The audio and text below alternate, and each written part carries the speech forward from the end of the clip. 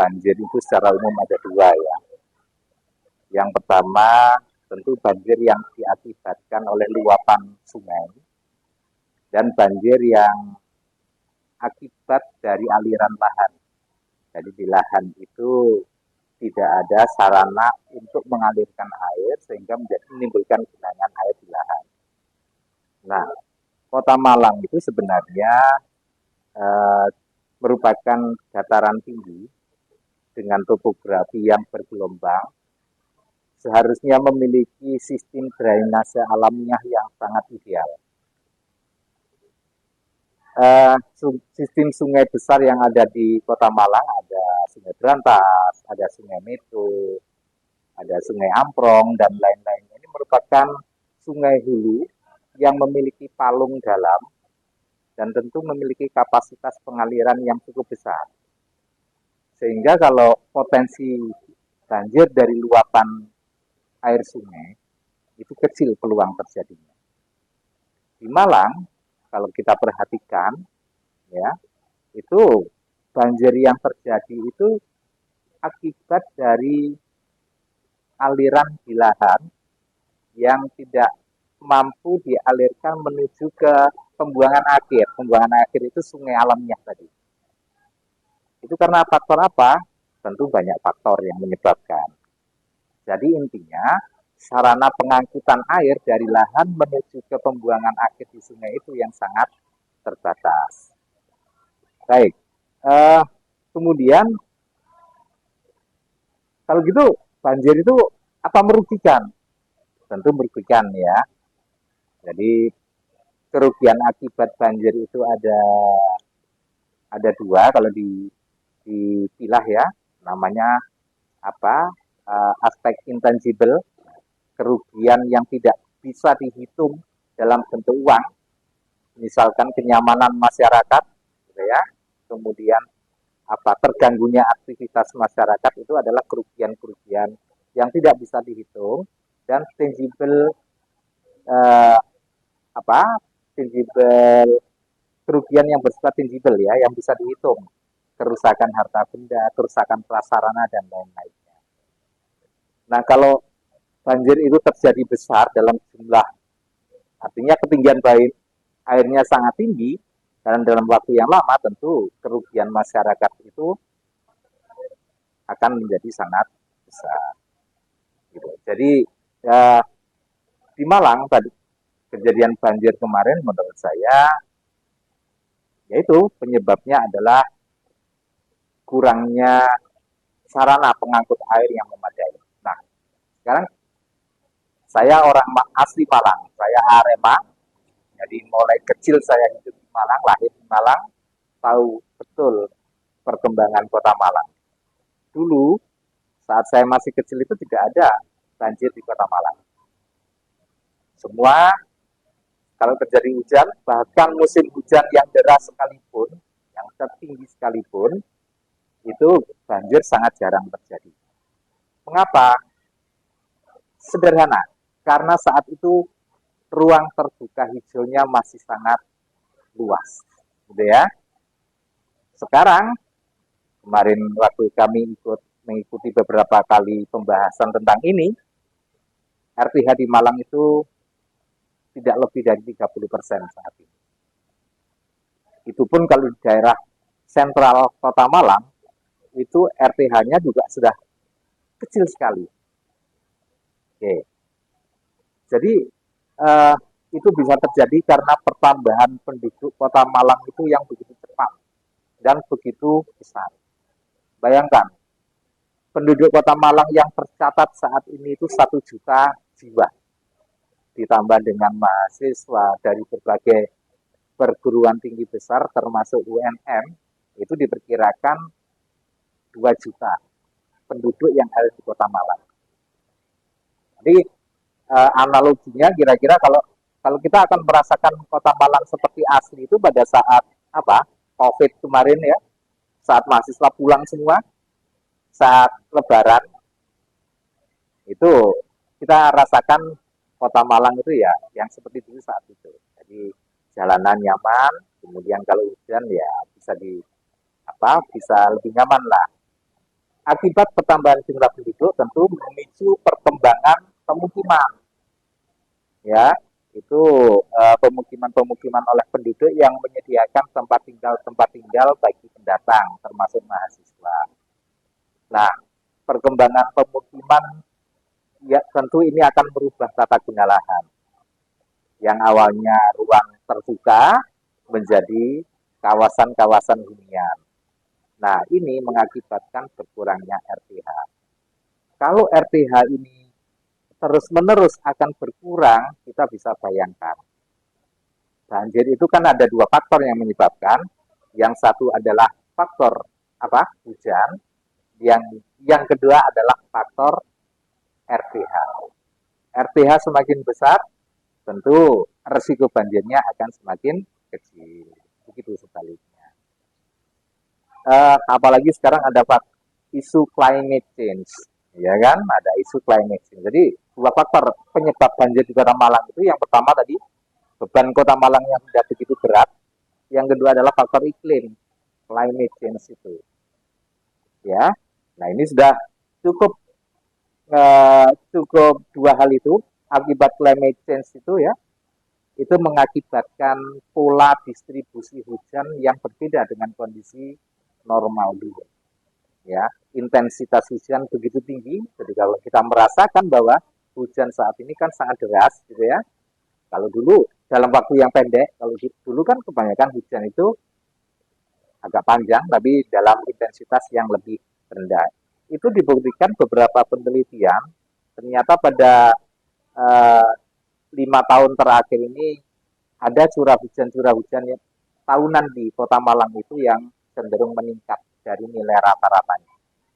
Di Malang itu rata-rata ya kisarannya antara 2000 sampai 2200 lah milimeter per tahun. Tapi saat ini hujan itu bisa melebihi nilai itu. Itu menunjukkan adanya climate change. Kemudian permasalahan dua hal itu ditunjang lagi dengan permasalahan yang lain, ya. Jadi sistem penataan drainase yang di Kota Malang itu ternyata juga tidak bagus, kurang bagus. Kenapa? Karena perkembangan kota dengan penyediaan sarana yang ada itu lebih cepat perkembangan kotanya. Jadi drainase itu yang banyak itu masih memanfaatkan saluran-saluran yang dulu ada. Misalkan saluran irigasi, itu sekarang dimanfaatkan untuk drainase, padahal secara teknis, secara logika tidak mungkin dilakukan. Kalau saluran irigasi, seperti saluran irigasi yang ada di belakang kampus ini, dulu sebelum kota berkembang, saluran irigasi itu untuk memenuhi kebutuhan air irigasi di sekitarnya Suhat, gitu ya, sampai dengan ke Rampal. Kecenderungannya saluran irigasi itu kalau semakin ke hilir dia semakin mengecil kapasitasnya. Tapi kalau drainase itu semakin ke hilir dimensinya harus semakin besar karena kan menampung sungai. Nah, dua hal itu sudah kontradiktif. Sehingga kalau kita memanfaatkan saluran irigasi untuk saluran drainase sama dengan bunuh diri. Ada tentu karena faktor yang menyebabkan permasalahan banjir itu banyak, tentu ya ada banyak pendekatan yang bisa kita lakukan. Yang pertama ya tentu adalah pendekatan kebijakan oleh pemangku kepentingan yang ada di Kota Malang. Dan yang kedua adalah pendekatan teknis. Ya, teknisnya bagaimana. Dan yang ketiga adalah tentu adalah pendekatan sosial, ya, sosial masyarakat dan hukum. Sekarang untuk pendekatan kebijakan, tentu para pemangku kepentingan yang ada di Kota Malang ini harus bisa mengendalikan perubahan lahan secara signifikan. RTH yang sudah kecil, tersisanya 30% kurang lebih ini, ya jangan dikurangi lagi. Kalau bisa ya ditingkatkan. Gimana caranya? Ya kalau perlu pemerintah daerah juga harus membebaskan lahan. Ya, yang fungsinya awalnya fungsi yang tidak produktif dalam fungsi RTH, ya harus dirubah menjadi fungsi RTH. Kemudian kebijakan kedua, ya tentu pemerintah harus memiliki master plan penanganan banjir yang bagus di Kota Malang. Karena permasalahannya sudah demikian kompleksnya dan masalah itu tidak mungkin akan semakin berkurang kalau tidak ditangani, pasti penanganan itu akan masalah itu akan semakin bertambah krusial di kemudian hari kalau kita tidak tangani.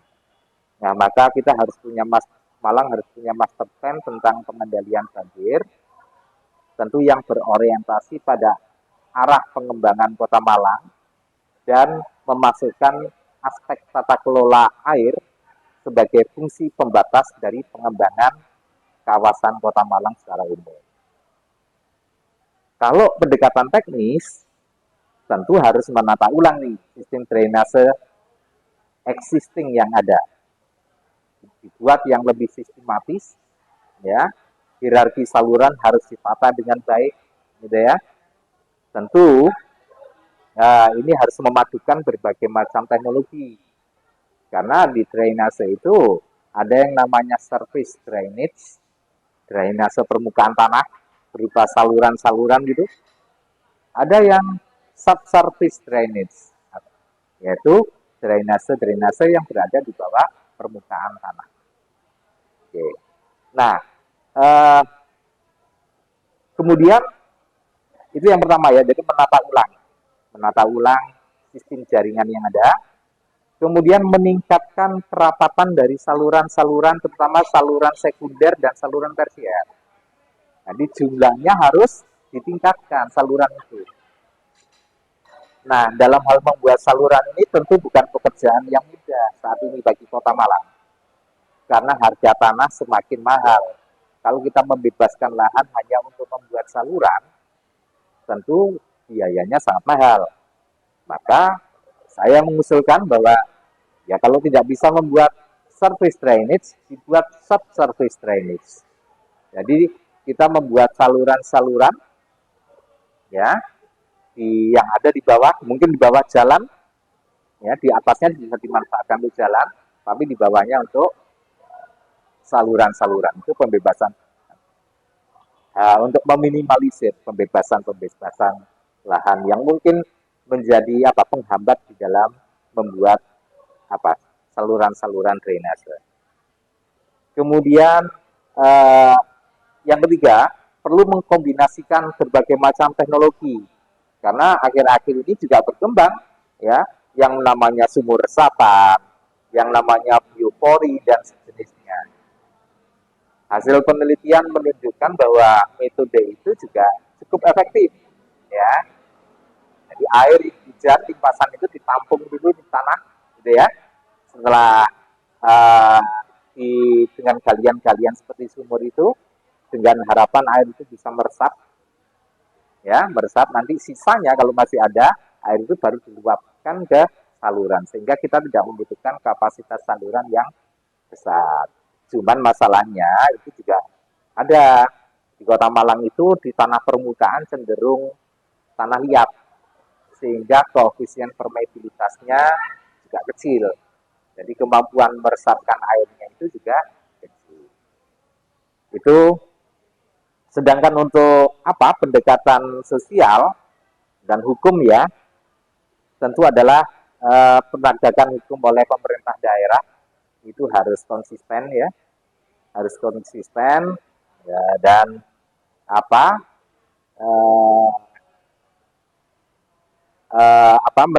penegakan itu tidak pandang bulu, pokoknya dia ada bangunan yang melanggar tata kelola air yang ada di wilayah Kota Malang itu harus ditindak, gitu ya. Kemudian yang kedua itu ada sebuah aturan yang memang yang sulit untuk yang belum dilaksanakan secara optimal, yaitu delta Q atau zero delta Q. Jadi kalau kita akan membangun sebuah bangunan, ya, maka bangunan itu tidak boleh mengeluarkan debit, menambah debit yang keluar dari kawasan itu. Jadi air yang berasal dari hujan di kawasan itu harus ditangkap di sumur resapan, ya. Kemudian demikian juga air-air kotornya itu harus diolah lagi di situ, hasilnya digunakan untuk nyiram taman atau yang lainnya gitu ya. Jadi tidak ada air dari zero delta Q, ya itu harus ditegakkan. Kemudian tentu ada gerakan masyarakat. Nah ini adalah pendekatan yang juga baik, yang bagus. Jadi kita menggerakkan masyarakat lah, bagaimana bisa peduli dengan sistem drainase yang ada di sekitarnya. Setiap periodik dilakukan pembersihan, gitu ya. Itu akan mengurangi lah resiko terjadinya banjir. Dan tentu kepedulian masyarakat terhadap sampah dan lain-lainnya ya, itu juga harus bisa diatasi dengan baik, gitu ya. Nah, dengan berbagai solusi itu tentu kita berharap Kota Malang ini bisa menjadi kota seperti dulu lagi, ya. Setidaknya kalau ada banjir itu ya tidak besar ya, frekuensinya juga tidak terlalu sering gitu ya, dan tidak merugikan masyarakat yang terpenting. Ingat ya, ada pepatah yang sangat indah yang bisa kita perhatikan dalam kaitan ini. Katanya begini, jangan sekali-kali mengambil ruang air. Kalau tidak mau, air akan mengambil ruang. Ya, itu menjadi menjadi sesuatu yang perlu kita pikirkan. Dan kalau kita akan melaksanakan kegiatan, jangan sekali-kali mengganggu tempatnya air. Misalkan memindah, Anda bangun di saluran pasti airnya akan mengambil tempat lain untuk mengganti posisinya. Ya. Jadi seperti itu kira-kira. Masalah banjir pasti akan terjadi setiap tahun. Bahkan kalau dampak-dampak uh, dampak perubahan iklim itu semakin nyata terjadi, ya tentu dampaknya juga akan semakin kelihatan. Tentu itu akan merugikan kita semua ya dalam berbagai aspek.